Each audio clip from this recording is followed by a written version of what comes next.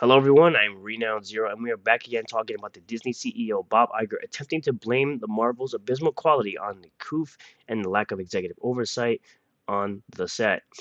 It seems to not have been a problem with movies like the Mario Brothers movie, Barbie, and Oppenheimer, considering how well they have done at the box office.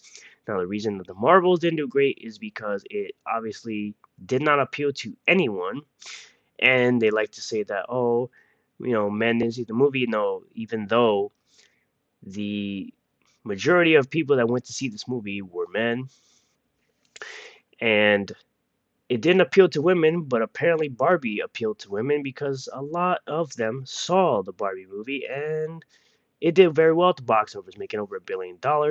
Similar to the Mario Bros. Movie, also making over $1 billion. And Oppenheimer, I believe, made somewhere close to $1 billion.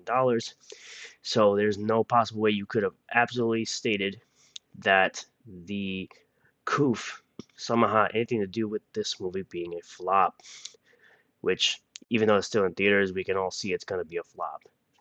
This comes to us from Bounding in the comics. He may be selling it, but it's highly doubtful that anyone will buy it. According to Disney CEO Bob Iger, rather than the studio's own talents and workflow, the actual culprits behind the impressively poor quality of the Marvels was the Coof pandemic and a supposed lack of on-set oversight from executives, which again, movies like Oppenheimer, Barbie, and the Mario Brothers didn't seem to have this problem, but apparently the Marvels did. The current executive head of the House of Mouse offered his take on Marvel's latest disaster while speaking to attendees at the 2023 edition of the New York Times Dealbook Summit, which is the same place that Elon Musk told Bob Iger to go F himself. An annual speaking event wherein the outlet's Andrew Ross Sorkin publicly interviews numerous high profile individuals from across the world's industry. For example, this year's guests include Kamala Harris, Elon Musk, and former U.S. House Speaker Kevin McCarthy. Speaking to the topic of Disney's recent string of box office misses, Iger began per a live tweet of the event provided by The Verge by admitting that not only does the company need to get more realistic about their internal performance expectation, but also that it was a definite mistake to approach the streaming era with a flood the market esque production philosophy. From there, the CEO turned to directly address the Marvel's box office implosion. However, rather than blame the film's flopping on either the recent Hollywood guild strikes, its lack of marketing, or the allegedly ist attitudes of fans, Iger instead claimed that its poor performance was yet another casualty of Disney's eye for content being bigger than their stomachs. The Marvels was shot during Coof, argued Iger, and there wasn't enough supervision on set from executives. Yeah, just keep rolling out the excuses for why your movie's trash. Notably, this is not the first time responsibility for Marvel's current quality spiral has been blamed on the executive teams at Marvel Studios and Disney being stretched too thin. Anonymously relaying their experiences to Variety's Tatiana Siegel for her recent Crisis at Marvel expose, a number of Marvel insiders lamented that while the studio's visual effects quality has in fact gone off a cliff over the past few releases, while pointing to She-Hulk Attorney at Law as a particularly egregious example of this decline. These issues were sadly a symptom of a deeper rot, namely a lack of oversight on script development, essentially not looking over scripts and just running with the garbage that was already written. And backing up their claims, said sources recalled how, in She-Hulk's original outline, Jennifer's origin was not shown on screen until the series' second to last episode, which they completely changed her origin from having a blood transfusion from Bruce Banner, who is the Hulk. Because again, you can't have a man helping a woman. However, after watching this initial cut, Marvel's higher-ups, Feige included, realized that this delayed explanation as to how the series' protagonist got her powers were confused rather than excite its viewers. As such, the series was sent back to its virtual effects team, who were then instructed to do what they could to salvage She-Hulk's narrative in post-production.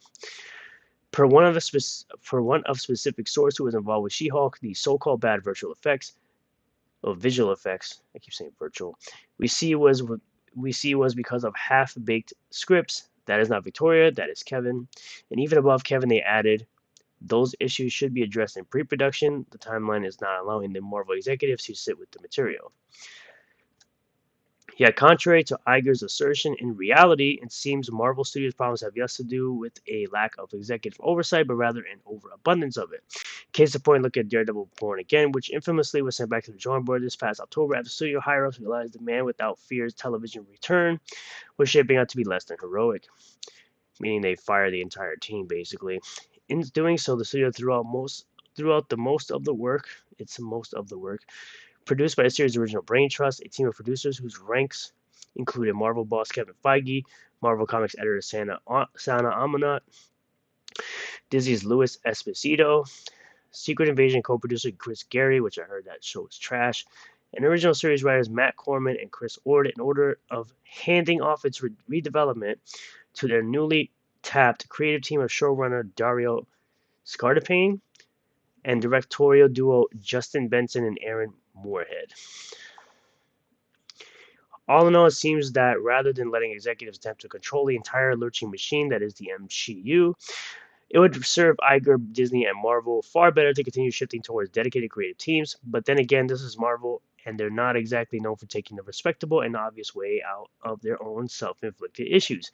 Meaning, they never take responsibility for how garbage their shows are, how terrible the writing is, how terribly visually it looks.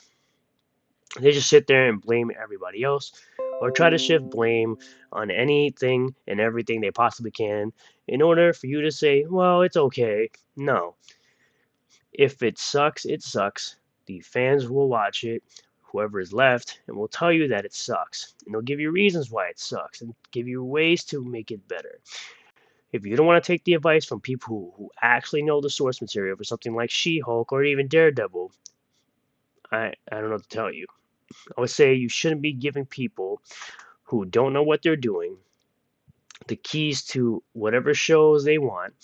You need to cut back on the shows because there's too many shows that are terrible. There are too many movies that are terrible. And you just need to face the fact that you're creating terrible content that you need to course correct or do better with. Because clearly, Illumination did fine, Warner Brothers did fine, so why can't Disney do fine?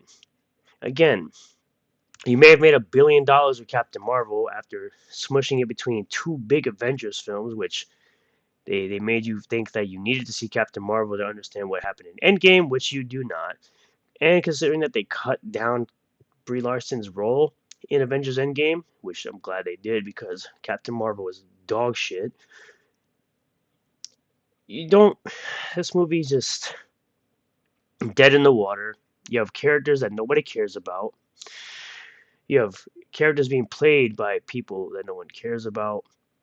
Even though Amon Villani seems to be the only one with a brain, and she's the youngest of the three people playing their respective characters in the Marvels, I believe Disney just needs to take a step back, cancel whatever garbage they need to cancel, similar to David Zaslav has, and reassess. But you know Disney's track record, they don't care.